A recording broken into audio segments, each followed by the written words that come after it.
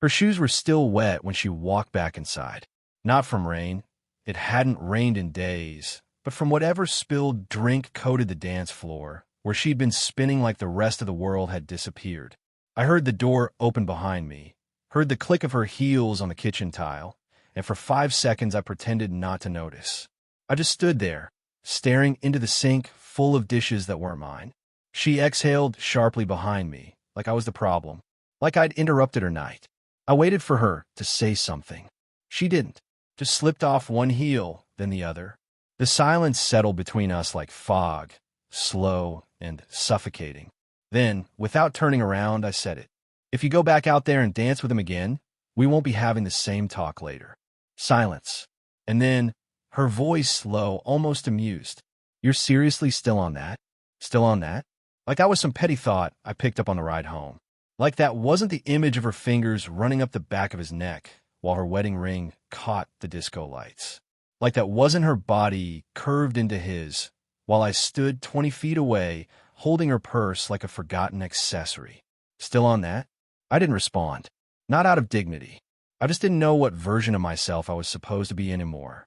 She passed behind me, the scent of vanilla lotion and cheap champagne clinging to her skin. I noticed a smudge of lipstick on her collarbone. Not her shade, not applied by her. She went to the fridge, opened it, stared like something inside might fix everything. Do you want anything? She asked. Not, are you okay? Not, let's talk. Just that. Cold. Robotic. As if I was a roommate.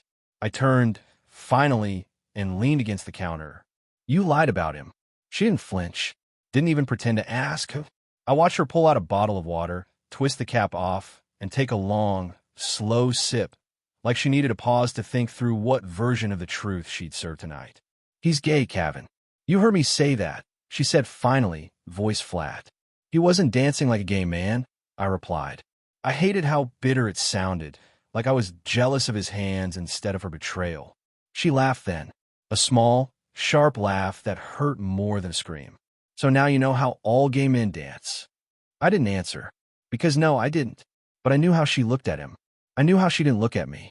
And I knew, deep in that place where you don't admit things even to yourself, that something had been broken long before that night.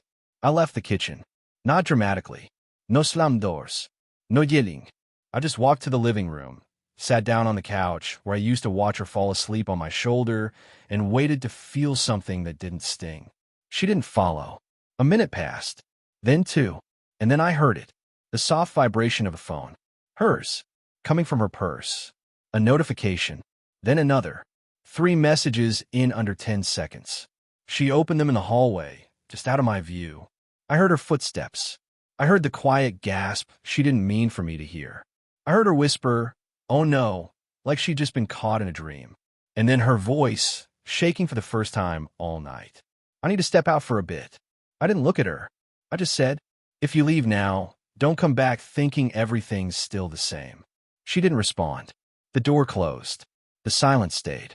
But I already knew. It wasn't him she was running to. It was the lies she hadn't finished telling. I didn't sleep that night. I didn't try. The house felt wrong without her in it, but not in the way a man misses someone he loves. It felt hollow in a way that was almost insulting, like the silence was mocking me for staying behind. Like even the walls had decided they were on her side now. At some point, I found myself back in the hallway, just staring at her purse still resting on the entry table. She'd left in such a rush, she hadn't even taken it. It felt like trespassing, but I opened it anyway. Her phone wasn't locked. That surprised me. Maybe it had always been that way, and I just never had a reason to look. Or maybe she never imagined I'd be the type of man to check. Honestly, she was right. I wasn't that man. Until that night. The texts were still there. 3 messages, all from the same number. No name attached. Just a number and a profile picture of a hotel hallway. Nothing revealing, but also not random. Too specific. Like a secret place only they both understood. Room's ready. You coming or not? They gave us the corner like last time. No noise complaints this time. Tell them it's yoga again. Worked before. I froze. Then I read it again. And again. Like last time. That was the part that made my stomach turn. It meant this wasn't new. It meant the dance floor was just the latest chapter in a story that had been going on while I was upstairs unclogging the bathroom sink or cooking dinner she never complimented. I opened the full thread. Hundreds of texts, stretching back weeks, maybe months. Some deleted, big gaps in the timeline, but enough remained to stitch together the truth. It wasn't just Curtis. It wasn't even clear if Curtis was the guy. From the messages, it seemed like he was just the safe one, the cover. The real one? I still didn't know, but I didn't know where she was that night. The location she sent 2 hours ago, the Ashbury, a boutique hotel 10 minutes from our house. We used to walk past it on Sundays. She once said it looked like the kind of place where mistakes happen. I had laughed at the time.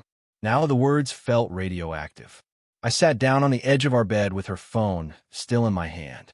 It vibrated again. Unknown number. You should have told him already. This is getting messy. I stared at it until the screen dimmed. I didn't cry. I didn't scream.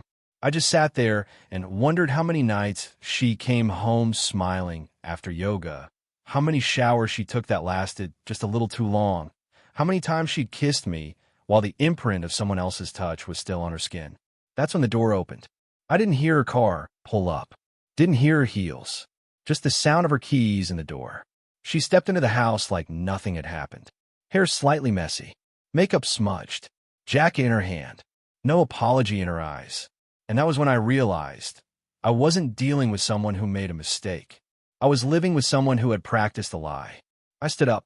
She looked at me, then at her purse, then at her phone in my hand. Her lips parted. Kevin. But I raised my hand before she could say another word. I read it, I said. All of it. She froze. And for the first time in weeks, I saw fear in her eyes. Not regret. Not guilt. Just fear. And I had no idea who was really for. Me or him. She didn't say anything right away. Not even a fake denial. Not even a tear. Just stood in the doorway, her eyes darting between her purse and the phone in my hand, as if trying to calculate how far back I had scrolled. I wondered if she even remembered what was in there. Probably not. When you lie often enough, the truth gets harder to track than the falsehoods. I can explain, she finally said. The words fell out of her mouth like she was reading from a cheap script. I waited. I wasn't going to help her. Not this time. But instead of talking, she walked past me toward the bedroom. Her steps quick, her breath catching in her throat. That's when I realized she didn't want to explain anything. She wanted to delete it before I found more. I followed. Not aggressively. Not fast. Just close enough to remind her I wasn't sitting back this time. She reached for her laptop. The silver one with the broken hinge. The one she always said she used only for work. I never thought to question it. I watched her log in, fingers trembling slightly, and open the browser. She went straight to her email. Trash folder. Then the archive. And there it was. Hundreds of messages. Conversations with that same number. But not just that number. Others. Code names. Meetings. Confirmations. Travel itineraries. A second life layered into her inbox like dust under the furniture. Never visible, but always there. One message stood out. The subject line read, "Final details confirmed for September 10th. Transfer complete." I didn't know what that meant. Yet, she turned to me and snapped the laptop shut. "You're violating my privacy." I laughed. Not because it was funny, but because it was absurd. Like hearing a burglar complain that the window was too easy to open. I didn't answer her. I just held up her phone and repeated the last message I saw. "You should have told him already. This is getting messy." Her face went pale. That was the first moment she showed something real. Not fear. Not regret. Panic. She stepped forward, reached out, and said, "Kevin, please give that to me." I didn't. I just asked one question. "Is it someone I know?" She didn't blink. Didn't shake her head. Didn't gasp or sob or reach for forgiveness. She hesitated. And then she said, quietly, "That's not important right now." That was the moment everything changed. Because up until then, I thought I was just a man being betrayed. The man holding on to something that had slipped away without him noticing. But her silence told me it was worse. It told me this wasn't an affair built on lust or escape or boredom. It was built on planning, on logistics, on timing. And when I opened her calendar app, The one I'd never touched because she once said it was only for grocery lists and reminders. I saw it. September 10th. Marked with a red heart emoji. Closure, last night. What closure? What last night? It was 2 weeks from now. And the location? The Ashbury. Again. But this time, not just a hotel room number. There were initials. TM. And one more line. New phone will arrive the next morning. Destroy the old one. I felt the blood leave my fingers. She wasn't just cheating. She was planning to vanish. I didn't ask any more questions that night. I didn't yell. I didn't accuse. I just sat there on the edge of the bed while she paced across the room like she was trying to walk herself out of the situation. I watched her as she ran her hands through her hair, as she muttered something under her breath, as she glanced at the clock like time itself might erase what I had seen. But I wasn't going to be the one to break the silence. I'd done that before, always the first to say, let's talk, or please just tell me the truth. This time I waited, and she hated it. Eventually, she snapped. You're blowing this out of proportion. I just raised the phone and read one line out loud again. Destroy the old one. That shut her up for a while. I could see her thinking, fast, calculating. Not emotional. Not sorry. Just trying to figure out what I'd connected and what I hadn't. And then she said something that felt too rehearsed. It's a misunderstanding. You don't know what that means. She said it slowly, like I was too stupid to process context. I stood up. Calm. Almost numb. You're right. I don't. So explain it to me. She didn't. She just walked out of the room. I didn't follow her this time. I didn't need to.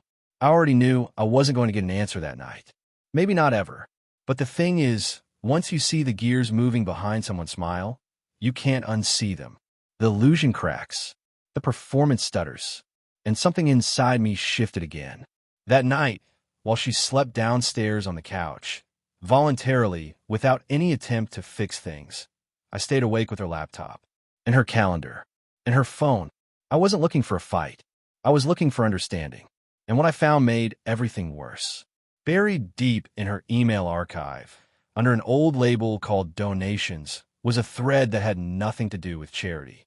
Dozens of messages, all months old, all titled with vague names like Phase 2, Confirmation, and Quiet Routes. One of the messages had an attachment, an image, a screenshot of a flight itinerary. Not for her, for me. One way, to Phoenix. Dated September 9th. Booked under my full name, using my airline account, with miles I didn't remember using. I stared at the screen until my vision blurred. She was planning to send me somewhere. Alone. One day before her closure at the hotel. One day before the heart emoji on her calendar. What the hell was happening? I started thinking in loops. Was she trying to get rid of me for a weekend? Or permanently? Was this just a clean getaway from a messy marriage? Or something else? I looked up the initials, TM, from her note. At first nothing came up. Just generic names. But then I remembered something. 6 months ago, she mentioned a man she worked with on a temporary contract. Someone she said was just obnoxious enough to be memorable. His name was Trent Mercer. I remembered because she laughed when she said his name, the way people laugh when they don't want to admit they like something. I dug into her contacts. His name wasn't there, but his email was. And in one message thread, I saw a strange back and forth. No flirtation, no affection, just strategic planning. Details about a shipping container. Storage unit addresses in her maiden name. A second bank account with deposits marked reimbursement. Not gifts. Not passion. Logistics. This wasn't a love affair. This was an escape route. And the worst part? She wasn't doing this out of fear or desperation. She was doing this like a woman following a checklist. The next morning, she acted like none of it had happened. No mention of the phone. No mention of a laptop. No mention of the itinerary I'd printed out and left on the coffee table. She made coffee, hummed a tune under her breath, and sat at the kitchen island flipping through her phone like she was deciding what kind of scented candle to buy next. I watched her from the hallway, try to remember how many times I had mistaken silence for peace. How many times I'd called her calm, when what I really meant was calculating.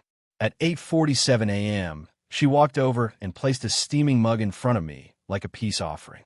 I figured you'd need caffeine, she said, her voice bright and distant. I didn't touch it.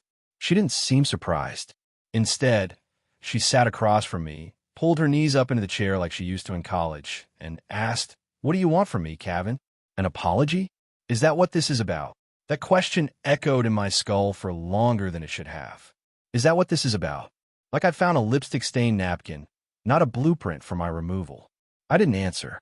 I just opened the manila folder I'd compiled at 3 in the morning and slid it across the table. Inside, the flight itinerary, the hotel reservation with the red heart on September 10th, a screenshot of her messages with the unknown number, and the account information for the second bank in her maiden name. She stared at it without touching. Her expression didn't crack. "You went through my things," she said. "And you went through my life," I replied, my voice thinner than I'd expected. I wasn't angry, just hollow. She finally looked up. Her eyes didn't have that pleading look you'd expect from someone who got caught. No panique, no sadness, just exhaustion, like she'd hoped she could keep juggling the knives a little longer before one eventually cut her open. Then she dropped it. "Fine. I was going to leave," she said. Just like that. Flat. Final. I wasn't going to ruin your life. That's why I set everything up to make it easier. You'd wake up in Phoenix with a job interview and a paid hotel stay and a week to think everything through without me around. It wasn't a punishment, Kevin. It was a courtesy. I blinked. A courtesy? She nodded, as if she genuinely believed that. I stood up, finally feeling something sharp dig into my chest. "So all those times you told me you were going to yoga? The long showers? The dance with Curtis? That wasn't cheating. That was you soft-launching your escape plan." She exhaled through her nose, like she was talking to a child. "You were never supposed to know. That's the part that hurts the most. I gave you everything I could without making it obvious." I almost laughed. "Without making it obvious?" "Patrice, you choreographed your exit like a hostage rescue." She looked down, not in shame, more like frustration, as if I was the one ruining something now. And then she said something I wasn't ready for.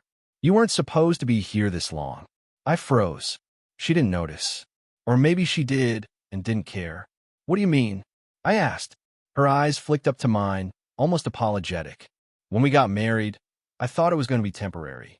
I told myself it was just stability. You were the safest person I'd ever known. No chows, no highs or lows. Just calm. I needed that then." My stomach tightened. "And now?" I asked. She didn't even pause. "Now I don't." It was the most honest thing she'd said in months, and it shattered something quiet inside me. The belief that even if she'd lied, at least once upon a time, she had loved me. Now I wasn't sure if I'd ever been anything but a phase she outgrew. I walked to the front door and opened it. She didn't ask where I was going. I didn't tell her. But as I stepped outside, the weight in my chest didn't feel like betrayal anymore. It felt like eviction, like I had just been politely removed from someone else's story. I didn't go far, just to the car. I sat in the driver's seat without turning the engine on. The silence was heavier than anything inside that house. There's something strange about realizing your name. The thing your parents gave you, the thing you signed 1,000 forms with, might be tied to choices you never made. That thought kept cycling in my head like static. You weren't supposed to be here this long. I pulled out my phone and started checking the usual things: bank accounts, email inboxes, subscriptions.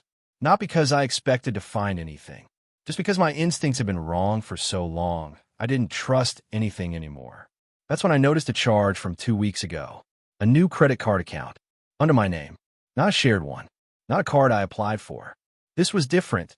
A card I didn't know existed until that moment. It was issued by a bank I'd never used, one that operated mostly online.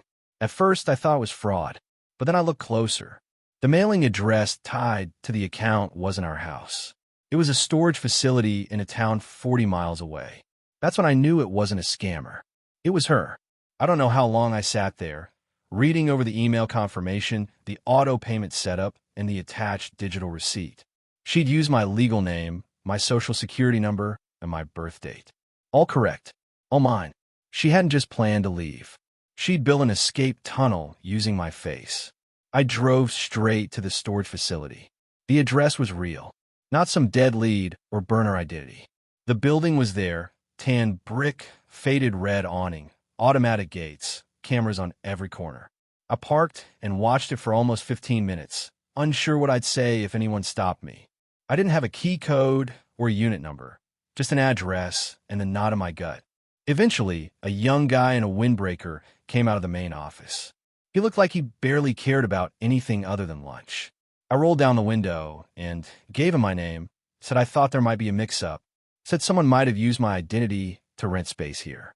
He blinked slowly, asked for my ID, and tapped around on his tablet. His brows twitched. Yeah, he said, there's a unit under that name. Autopay. Been active for 5 months. Can I see it? I asked. He hesitated. Technically, no. You're not the one on the contact list. But your name's on the account, so I guess I can walk you over and you can take a look from the outside. The unit was near the back. Number 217. Small, plain, metal door with a keypad. A faint perfume smell hung in the air near it, like the scent of something sealed inside and opened too many times. I asked the guy if he'd ever seen who came by. He shrugged. Woman. Red SUV. Comes every couple of weeks. Usually in the mornings. Never says much. Patrice doesn't drive a red SUV, but her sister does. And that's when something inside me twisted. Patrice had said her sister hated me. Always had.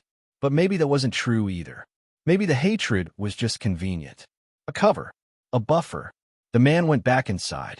I stood there in front of the door for a long time, debating if I should try something desperate, call the bank, demand they shut it down, press charges. But I didn't. I just stood there, imagining what might be inside. Boxes? Files? Clothes?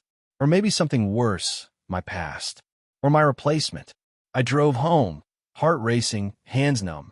When I walked through the door, she was sitting at the kitchen table, sipping tea like she hadn't rearranged my life behind my back. Where were you? She asked casually. Esther de here. And I didn't lie. I want to see what you've been hiding behind Unit 217. Her eyes flicked up, and for the first time since this started, she didn't look confused. She looked tired, like she'd been waiting for me to find it. I had no idea what I expected her to do when I said it. Unit 217. I didn't know if she'd scream, cry, deny, laugh. But she didn't do any of those. She just stared at me like I'd mentioned the weather. There wasn't a flicker of panic, no defensive scramble, no rush to grab her phone. Just quiet, measured, familiar. She was still holding her tea, both hands wrapped around the cup like she was anchoring herself in something warm while the rest of the house went cold. I figured you'd find it eventually, she said, her voice level. I made it too perfect. That's my mistake. I didn't respond right away. I was too busy hearing that word echo in my head. Perfect. Not secret. Not protected. Perfect. She set the cup down gently and leaned back in the chair, folding her arms in a way that wasn't defensive. It was relaxed, like a CEO delivering bad news to someone who wouldn't understand the numbers anyway. Do you want to know what's in there? She asked, tilting her head slightly. No, I said too quickly. I want to know why. That broke the stillness. She smiled. Not a warm smile. Not even smug. Just amused. I guess I could tell you, she said. But would you even believe me? Try me. So she did. She said she met Trent Mercer 3 years ago. Not 6 months. Not during a work project. He wasn't a consultant. He wasn't even in her field. He was in finance. Private finance. The kind of world where people don't get paid with direct deposits or paper checks. Where things are moved, converted, renamed, erased. And he had a talent for using people who didn't ask questions. Quiet people. Boring people. People like me. You were the safest investment I ever made, she said, and I felt those words punch a hole through my stomach. Apparently, I had good credit, a clean background, predictable habits. I wasn't a risk. I was a structure, a spine to build around, a name she could attach to accounts, leases, mailboxes, all legally, all quietly. You signed off on the POA form, she said, casually sipping her tea again. You remember? When we refinanced the house. I slipped in the extra page. You didn't even read it. She was right. I hadn't. Back then, we were juggling bills. She told me not to worry, that she'd take care of it. I just signed where she highlighted. That signature, my signature, had been used to open 9 accounts. 9. Some in my name. Some in both of ours. Some in names I didn't recognize. She stood up and walked past me, not hurried, not nervous, just done with the scene. Like a curtain was coming down on the second act, and she needed to stretch her legs. I followed her into the hallway, stopping by the framed picture on the wall, the one from our 5th anniversary in Lake Arrowhead. I used to love that photo. I looked tired in it, but happy. She looked effortlessly beautiful, wind in her hair, a rare, genuine laugh caught on film. Now I knew why she looked that way. That was the weekend she opened the first account.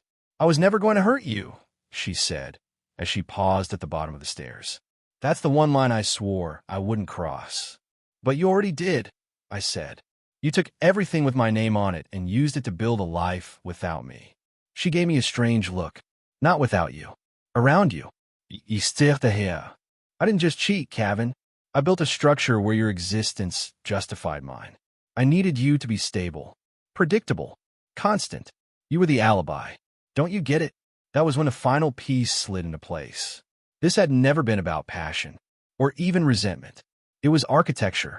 She didn't fall out of love with me. She never needed love to begin with. She needed cover. A normal husband, a steady address, a predictable tax return, someone who didn't raise red flags, someone who could be trusted, someone like me. I didn't respond to her after that. Not out of shock or weakness. I was just done giving her anything else to measure.